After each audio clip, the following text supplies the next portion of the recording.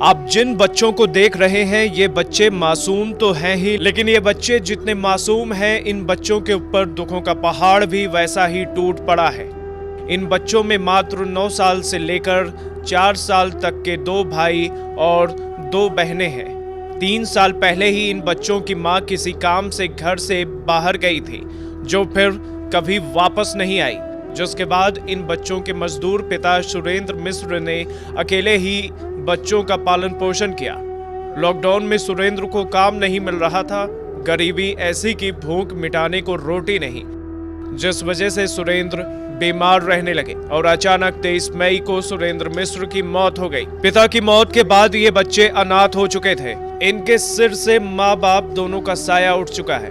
अब इन बच्चों की जिंदगी पड़ोसियों की दया दृष्टि पर चल रही है। अगर किसी पड़ोसी को इन पर दया आ जाती है तो वह खाना खाने के लिए आटा और चावल दे देते हैं, जिसे 8 साल की नंदिनी और 9 साल का जय किशन मिलकर किसी तरह चूल्हा जलाकर भात पकाते हैं।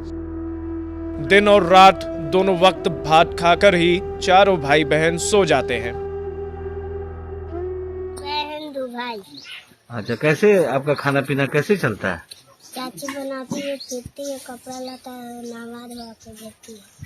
हाँ, पढ़ाई भी करते हैं आप? हाँ। कहाँ पढ़ते हैं? सरकारी में। हाँ। Papa mummy? Papa mummy date कर, मम्मी भाग गई, पापा डेट कर। हाँ। क्या नाम है बेटा? नंदिनी। पापा का नाम? पापा का नाम सुरेंद्र। पिता थे तो 4 में से 2 बच्चे जय कृष्ण और नंदिनी स्कूल भी जाते थे, लेकिन गांव में स्कूल भी बंद है और पिता की मौत के बाद अब लगता भी नहीं कि ये बच्चे दोबारा स्कूल जा पाएंगे। घर रहने लायक भी नहीं है। बरसात में छत टपकने लगती है तो मिट्टी के दीवार कब गिर जाए कोई पता नहीं। बिन माँ बाप के इन बच्चों पर क्या बीत रही है ये कोई नहीं जानता। पापा मम्मी के बारे में बताइए। पापा मम्मी क्या? पापा डेट कर गए। क्या भाई? कैसे, कितने भाई बहन हैं आप? 2 भाई 2 बहन। अच्छा, क्या नाम है बेटा? जय किशन। पापा का नाम? पापा का नाम? सुरेंद्र। 6 साल की स्वीटी और 4 साल के प्रिंस को भी ये नहीं पता कि उसके सिर से माँ बाप का साया उठ चुका है। वो आज भी पहले की तरह ही मुस्कुराते हैं, खेलते हैं, हंसते हैं, झगड़ते हैं।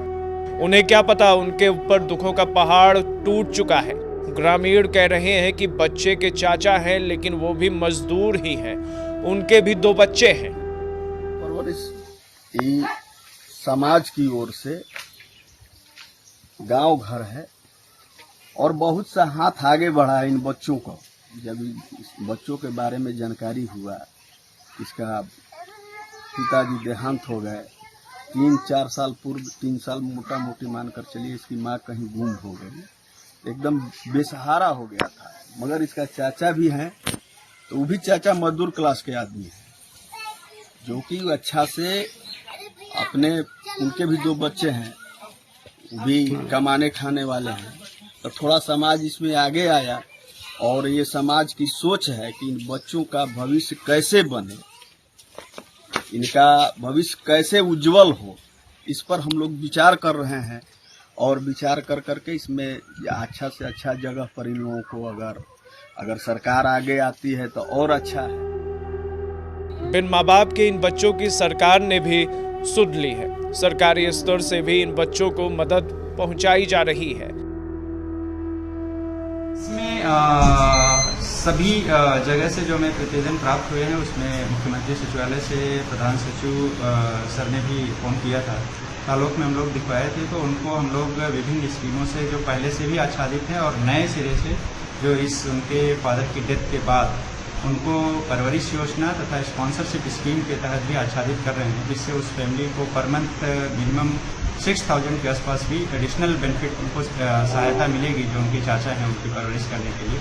साथ ही वो पहले से ही आंगनवाड़ी के स्कीम के तहत और एजुकेशन डिपार्टमेंट के स्कीम के तहत आच्छादित हैं, तो उनको पहले से मदद मिल रही है और राशन कार्ड भी उनका पहले से बना हुआ है, जिससे उनको खाद्यान्न की किसी तरह की समस्या नहीं है।